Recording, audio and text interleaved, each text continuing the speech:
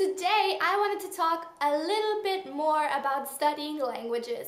Now, I already did a video on this topic a while back. I'll link it here if you haven't seen it yet. As far as the feedback from you guys goes, I got a lot of really positive responses on that video, and so I think there's maybe some helpful things in there for you as well. The video I did back then was mainly about how to become fluent in a language once you've already reached a certain level. So basically just taking you from being good to being amazing. But today I wanted to talk more about how to facilitate learning languages in the beginning. So when you don't know a lot yet, just some study tips and things you can do to help you along with that. As some of you might know, I currently study Japanology at university, and in the process of that I obviously have to learn Japanese as well. So most of these things will be applicable to all languages, but some might just be more specific for Japanese because, yeah, you also need to learn the writing, and so obviously that's a bit trickier than, say,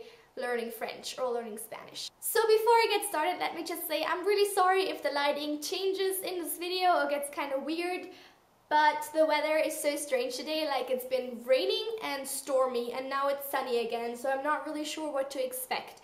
But yeah, I apologize for that in advance. Anyway, let's get started. So one of the first things you're going to need to learn in any language is obviously the vocabulary, and in my opinion that is the biggest pain in the ass because it is the most boring activity ever. Unfortunately, it is very, very necessary, and so, I've been thinking about just ways to make it kind of more exciting maybe and just a little less dull. And one thing that helps me a lot, instead of just sitting down and literally reading the words and then reading the translation over and over again until you remember it, is I get these guys.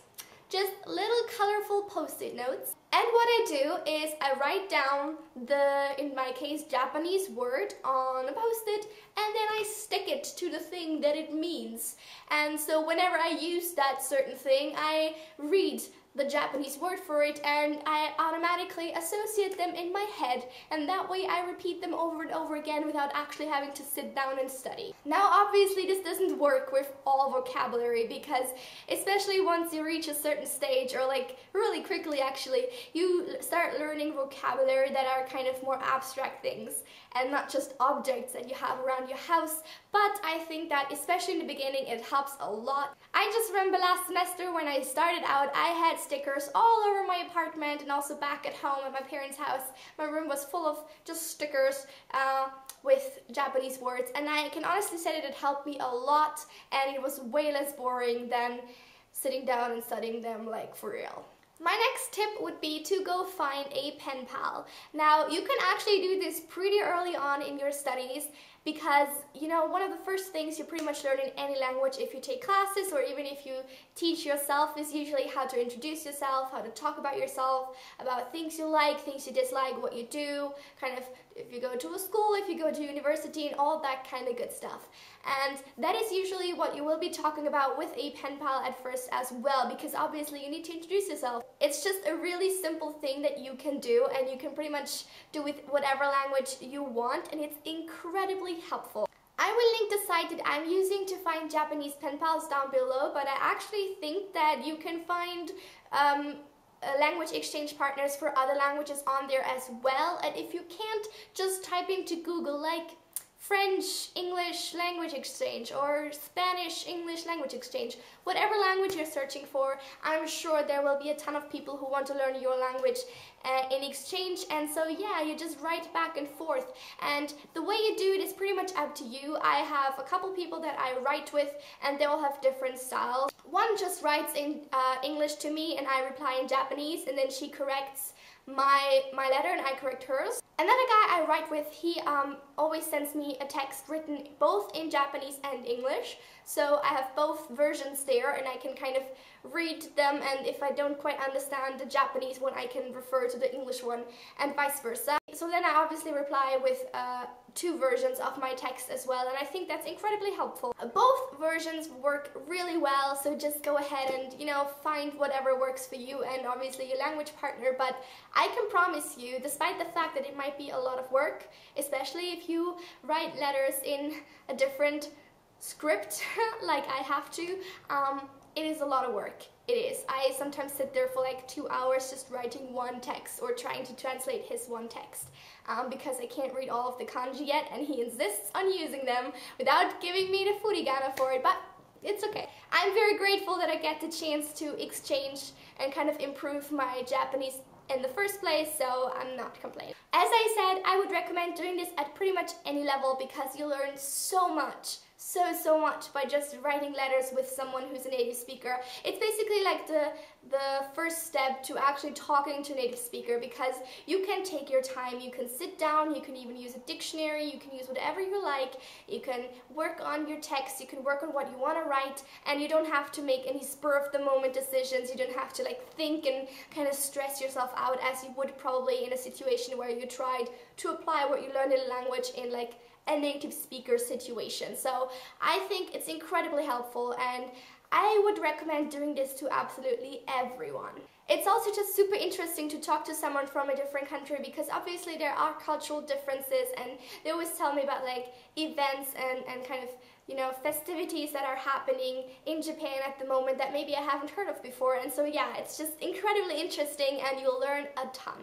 I would actually recommend keeping a separate like vocabulary journal maybe of words that you keep using in like letters and stuff, and maybe even if you know, learn Japanese or another language where there's a different scripture, trying to write down the signs, like the kanji in my case, and just keeping them there in this one place. And also little grammar things. Sometimes I have to look up grammar things because I don't know how to phrase things a certain way, so just Google it and kind of try to quickly give myself the information I need, and then I just write down really quickly, despite the fact that I don't yet need it in class, just so I know, like, okay, this is the, I don't know, this and that form, and you can use it for this case and for that. And just so I have it there, and in case I need it again, I can refer back to it, and I don't have to look all over again for, you know, the phrase or the grammatical structure. Another thing that is really helpful to me is to watch movies, or in my case anime, with subtitles.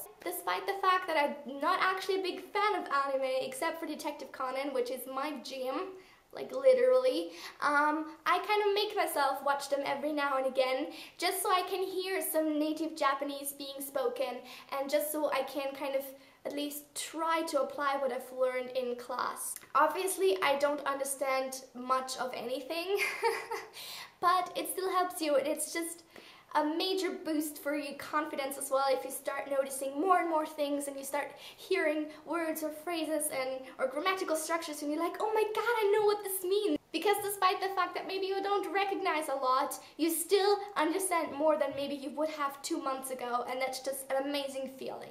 I have found that this is also a really helpful thing to do when you're preparing for an oral exam. I had an oral examination 2 months ago, and it was really stressful for me. So I needed to do a jikoshokai, which is a self-presentation. Basically, I just needed to talk about myself, which wasn't too hard. And after I had everything prepared and like studied all the vocab and done all that stuff, pretty much all I did to prepare is listen to anime in Japanese a lot. Now, I didn't even properly watch it. I didn't even read the subtitles. I didn't really pay very close attention.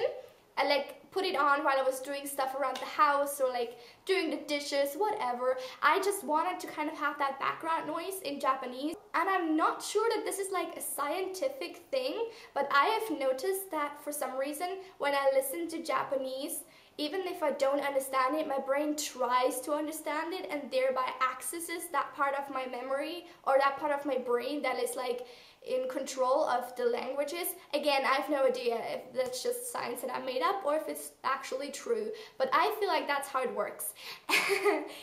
Don't quote me on that. I feel like when before an exam, kind of I recall that language that I've already learned into the front of my brain. It is right there and way easier to access it than if I hadn't done it. And then the last tip I have for you is pretty much specific to Japanese or any language where you need to learn the writing as well.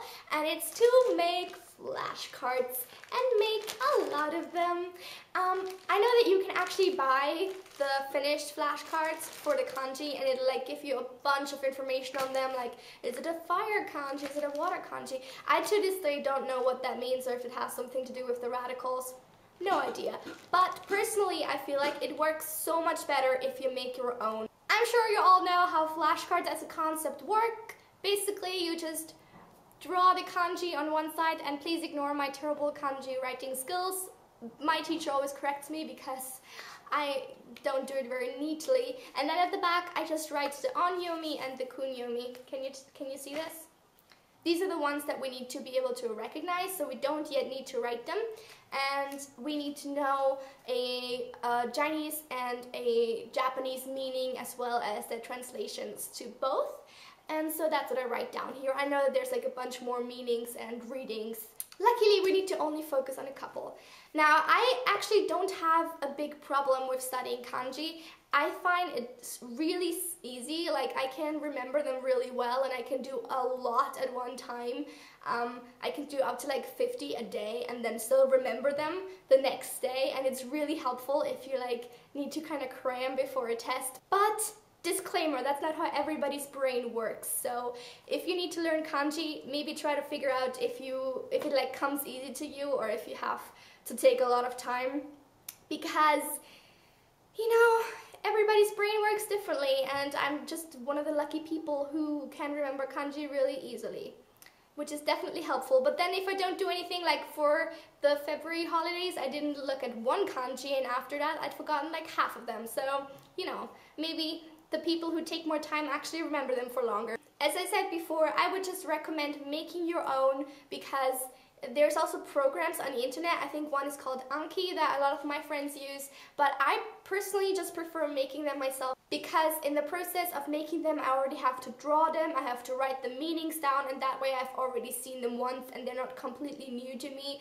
and they're also just kind of more tangible, and I like having that. I like being able to take them with me and just having them in physical form. I don't know why, it's just something that is like a big deal for me. Apparently I can't study things off of computer screens.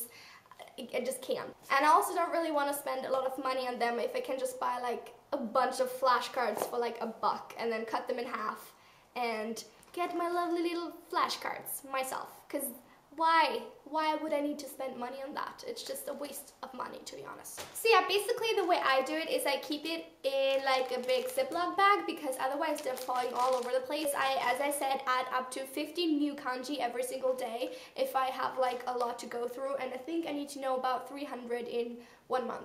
So yeah, it's not at all much. And the way I do it basically is I look at 5 new cards at a time, and I go through them and I try to find little kind of connections in the kanji itself that can kind of remind me of a meaning or of a reading or whatever. And I will look at them and try to remember them, and then I will go through them again, and then I'll put them to the side, and then I'll take the next 5 and go through them. And when I'm done with those 5, I'll mix them with the first 5 and go through everything, and that way I just kind of build my collection and go through everything every single time after I've added 5 more. And that way they're like really ingrained in my brain. At some point, however, you reach a level where the amount of kanji you already know reaches like, I don't even know, infinity, and so you have a huge pile of them, and then I kind of decide, okay, these I know so well already, I can put them aside and not repeat them every single time. And then those kind of become my sort of backup kanji, so I'll put them aside and repeat them once a day, but not every single time I add new kanji. And then I just keep adding more kanji to my active pile, and then add some more to my passive pile once I feel like I know them well enough. It's really simple actually, but it works super well for me, so maybe it'll do some good for you as well. Okay, so you guys, that's it for my study tips video. Again, if you want more advanced information how to kind of reach fluency more easily, I'll link the video down below so you can go and check it out. I hope this was helpful to you, and leave any further questions you have down below and I will answer them for you. Have a lovely week. I'm gonna see you soon. Bye! Because despite, oh my gosh, shut up. I'm sorry, it's so noisy. Because it's the wind like blowing into the thing, and it's just so fucking noisy. It's been driving me crazy all day. Anyway. Because, oh my god, I'm so stupid and I'm spilling everything. Seriously, that was not very smart.